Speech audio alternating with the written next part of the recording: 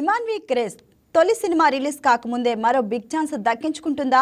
సాధారణంగా industry background లేకుండా వచ్చిన హీరోయిన్స్కు మొదట చిన్న సినిమాల్లోనే అవకాశాలు వస్తాయి.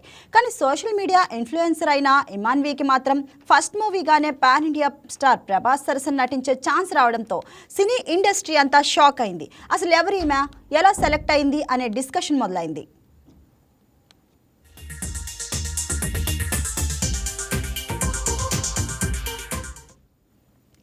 డైరెక్టర్ హను రాఘవపూడి హీరోయిన్స్ సెలక్షన్లో ఎంత స్పెషల్ కేర్ తీసుకుంటారో అందరికీ తెలిసిందే.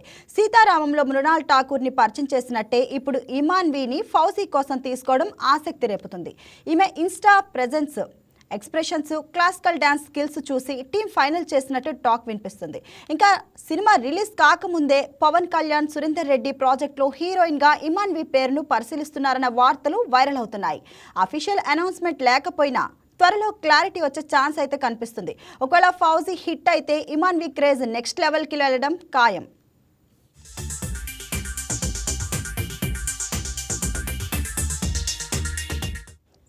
Please subscribe to YK TV Network. Please subscribe to YK TV. Please watch YK News. Don't forget to subscribe YK News channel.